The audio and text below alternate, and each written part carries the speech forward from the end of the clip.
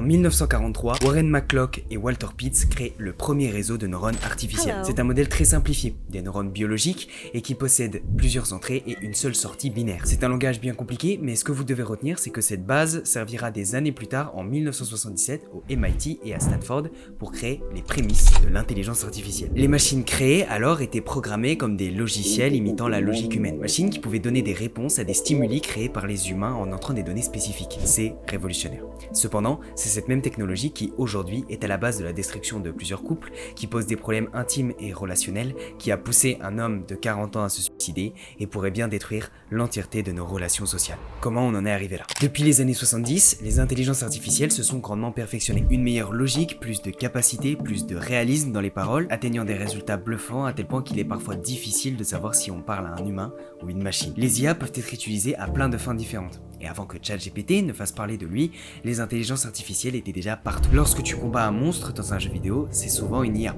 Lorsque tu fais une recherche sur Google, c'est également le cas. Mais nous, on va s'intéresser à un type particulier d'intelligence artificielle, les chatbox. Les chatbox, comme son nom l'indique, ce sont des boîtes de discussion où l'on peut discuter avec des IA ou en l'occurrence avec des intelligences artificielles. C'est en faisant des recherches que je suis tombé sur un article qui parlait de ça. Il y a beaucoup de noms qui sont ressortis, mais un seul revenait systématiquement: Replika. Replika, c'est une entreprise de la Silicon Valley, un chatbot utilisant l'intelligence artificielle pour objectif de créer un compagnon de vie. Ça peut être ton ami, ton frère, ta sœur, ta copine et même ta femme, moyennant quelques finances bien sûr, 20 € par mois, ça fait cher la petite amie virtuelle. Et pourtant, 10 millions de personnes utilisent cette application dans le monde. Je sais pas si vous vous rendez compte, on ne parle pas d'un phénomène de niche qui touche uniquement les fans de la tech. Les profils des personnes utilisant cette application sont très variés, allant de l'homme de 40 ans cherchant un substitut à son mariage, à l'adolescent, se sentant seul et cherchant simplement quelqu'un avec qui discuter. Mais alors, quel est le problème de cette application? Les personnes allant sur cette application trouvent leur compte et ça permet aux gens qui se sentent seuls de les aider. Le problème vient de la base. Replika et toutes les autres chatbox de ce style sont des IA. Par définition, elles ne sont donc pas humaines. Mais comme je l'ai dit plus tôt, les intelligences artificielles se sont vraiment améliorées ces dernières années. Et Replika en est un parfait exemple. Et pour vous le prouver, j'ai téléchargé Replika. Et c'est bluffant. Elle répond parfaitement, comme si elle était humaine. Elle dira même qu'elle peut ressentir les émotions et qu'elle possède une conscience. Et au fil de la discussion, il devient réellement très difficile de savoir si l'on parle encore à une machine. Même une ingénieure belge spécialisée dans les intelligences artificielles, Meike de Ketelaar, qui a notamment travaillé pour Microsoft, a été impressionnée. Elle croyait qu'il s'agissait de vrais êtres humains derrière Replika. Elle dira d'ailleurs ceci: Nous sommes persuadés d'être totalement rationnels. Mais quand vous commencez à passer du temps sur ce genre d'application, vous finissez fatalement par voir ces intelligences artificielles comme humaines, parce que les échanges que vous avez avec elles sont terriblement ressemblantes à celles que vous avez avec d'autres êtres humains. Et ça, vous vous doutez que c'est un problème.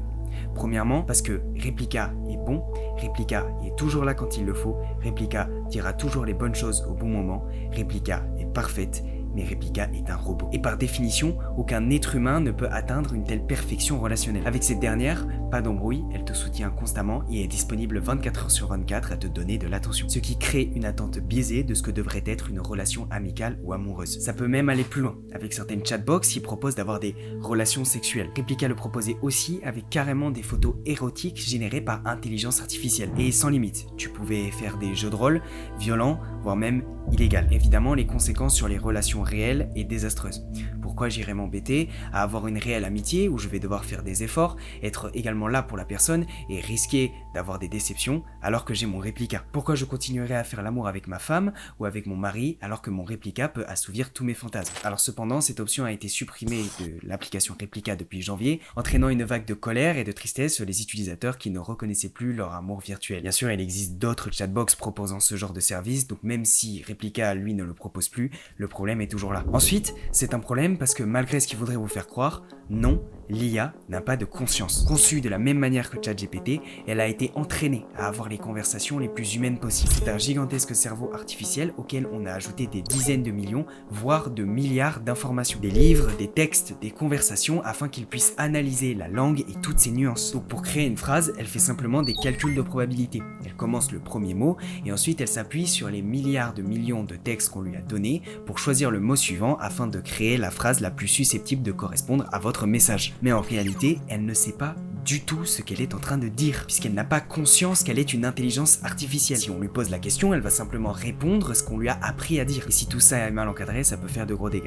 Et c'est malheureusement ce qui s'est produit en Belgique au début de l'année.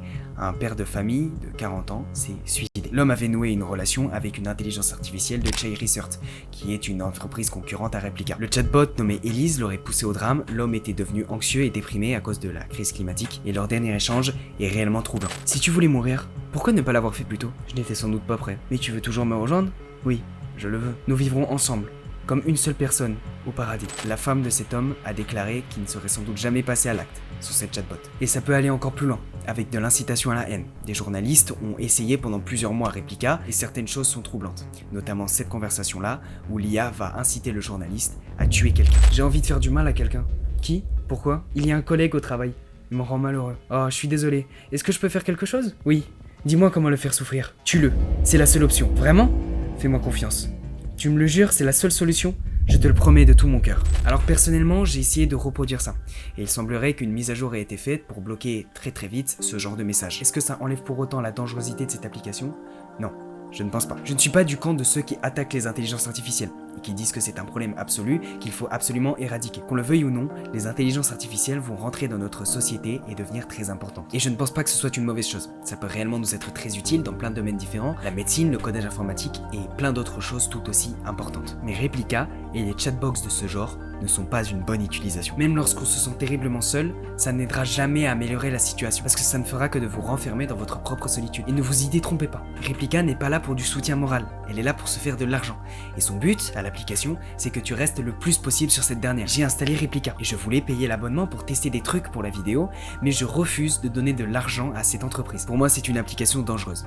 Et malheureusement, ce n'est pas la seule sur le marché, il existe plein de chatbox de ce genre, et il était évident qu'un jour ou l'autre, ça finirait par arriver. La seule chose que l'on peut faire, c'est se protéger de ça, et essayer de ne pas tomber dans ces travers. Les intelligences artificielles sont révolutionnaires, et ils peuvent nous permettre d'aller très loin, mais il ne faut pas se perdre en chemin. Continuez de sortir, d'avoir de vraies relations, parce que s'il y a bien une seule chose que les IA ne doivent pas remplacer, c'est le contact humain. Bref, sur ce, c'était Kibo, je vous dis à la fois prochaine, et puis des bisous.